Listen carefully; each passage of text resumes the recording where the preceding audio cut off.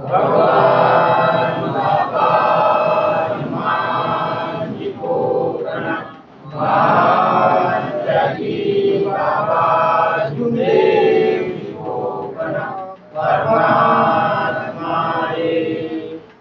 पूज्य परमात्मा शिवकुंड टिंकीच्या वतीने आणि सर्व सेवकांच्या सहकार्याने ही सुरू केलेली 15वाडी चर्चा बैठक रमेश भाऊ बोंद्रे यांच्या निवासस्थानी सुरू झालेली आहे। ह्या चर्चा बैठकीमध्ये स्वयं विद्येचे विधाता सृष्टीचे निर्माता भगवान बाबा हनुमानजी उपस्थित आहेत, त्यांना माझा प्रणाम। तसेच आपले सर्वांचे सद्गुरू महान तेजी बाबा जिंदूजी उपस्थित आहेत, त्यांना माझा प्रणाम। तसेच आपली सर्वांची गुरुमाता वाराणसी उपस्थित आहेत, त्याला बालकाकडून प्रणाम। तसेच आजच्या चर्चा बैठकीचे अध्यक्ष राजूभाऊ गौरकडे यांना माझा आदरपूर्वक नमस्कार।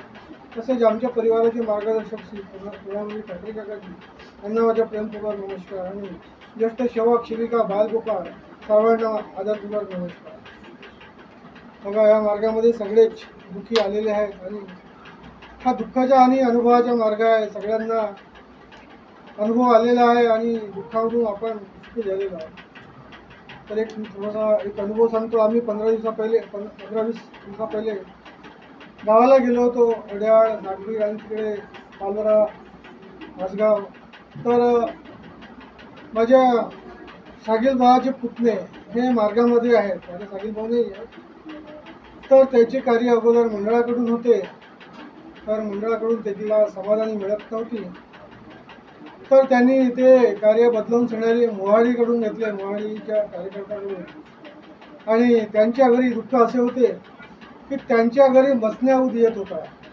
तर आम्ही तर काही बघितलं नाही मसण्याऊद म्हणजे काय म्हणून, जो मराठीतला जो काहीतरी प्रकार असते तो, आणि अक्षरशः तो असा उभा राहून सगळ्यांनी त्यांच्याकडे बघत होता। त्यांनी त्या डोळ्यानं बघितलं आहे आणि त्यांच्या घरी बकऱ्या आणि कोंबड्या खूप राहायच्या, तर त्या बकऱ्या आणि कोंबड्या मरायच्या आणि त्यांच्या घरी खूप दुःखदायी राहायची। आणि त्यांच्या घरी 3 भाऊ होते, तर मोठा भाऊ हा त्याच्याकडे देवीचा ठाणा आहे, त्याच्या पत्नीच्या अंगामध्ये देवी यायची आणि 2 भाऊ हे वरती राहायचे आणि मोठा भाऊ खालती राहायचा।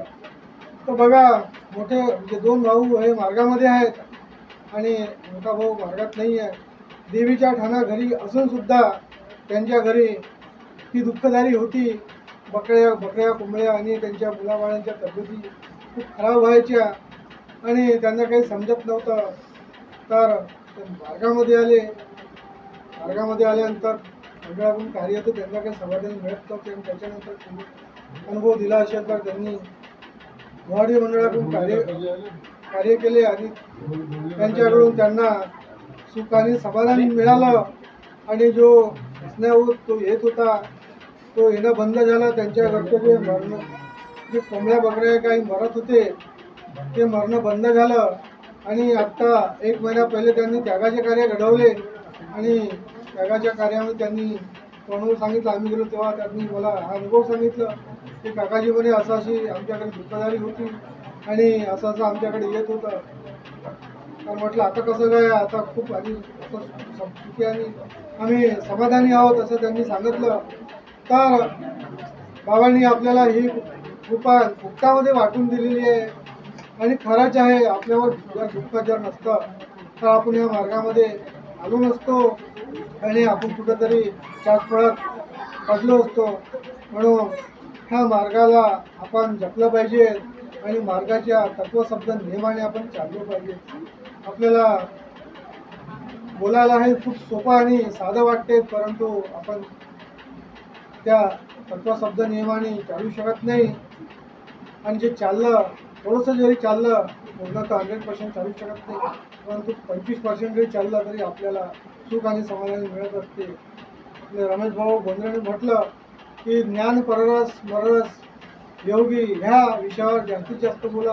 मी या विषयावर बरेचदा बोलत होतो आणि अनुभव सांगत असतो, कारण की बाबा हे 1982ला झोपले असताना त्यांना हे स्वप्नामध्ये मोठे मोठे 12 हे शब्द दिसले, ज्ञान पररस मरस योगी।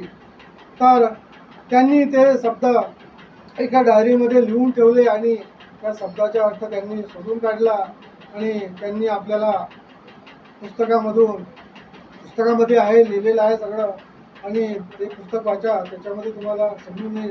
कारण की ज्ञान पररस मररस योगी.